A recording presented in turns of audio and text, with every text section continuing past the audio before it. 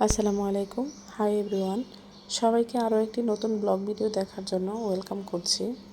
অলসতা মানুষকে বিপদে ফেলে, পরিশ্রমই সফলতার পথ। এটা আমরা সবাই জানি, তবু মানতে চাই না। যেই দিনটা আপনি অলসতায় কাটিয়ে দিবেন, সেই দিনটা দেখবেন আপনি নিজেও প্রশান্তি ফিল করতে পারবেন না।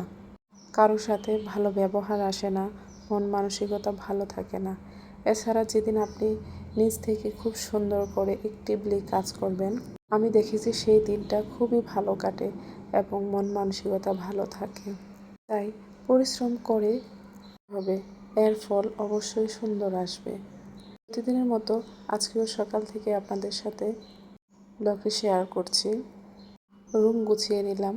আমার রুম গুছাতে খুবই ভালো লাগে এবং বেডশিটটা যখন খুব সুন্দর করে গুছানো হয় খুব ভালো লাগে। আমার সকালে প্রথম কাজই হচ্ছে রুমগুলো গুছানো। এরপর অফ ক্যামেরায় আমি নাস্তা করে নিয়েছি। নাস্তা করার পরে আগের দিন কিছু সূর্যমুখীর বিচি এনেছিল, সেগুলো আমি প্রতিদিন খেয়ে থাকি। এগুলো একটু ঢেলে নিলাম। আসলে এই খাবারগুলো আমাদের জন্য খুবই ভালো।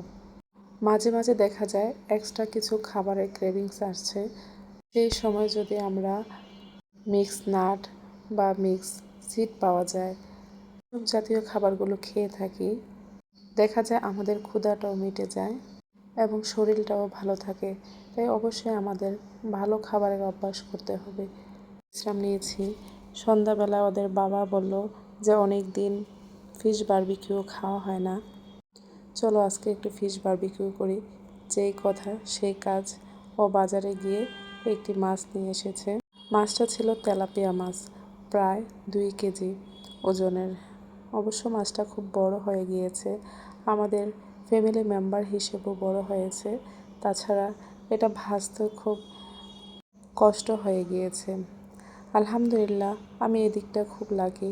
আমার হাজব্যান্ড বাসার যে কোনো কাজে আমাকে খুবই সাহায্য করে।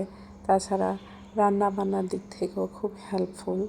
যখন যা খেতে মন চায় সে নিজে করে দেবে, আবার সে রান্না করতেও ভালো পারে। ফিশের সাথে একটু পরোটা নিয়ে এসেছিল, তা না হলে খালি খালি খেতে আবার ভালো লাগবে না। বাচ্চারা খুব পছন্দ করে ফিশ।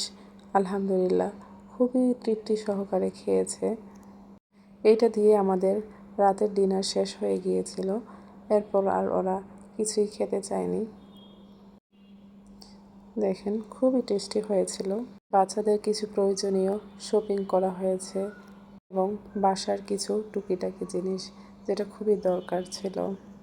আসলে বাচ্চাদের এই পানির বোতল, টিফিন বক্স কিছুদিন পরে পরে কিনতে হয়, দেখা যায় নষ্ট হয়ে যায়। টিফিন বক্সগুলো কেন জানি ভেঙে ফেলে।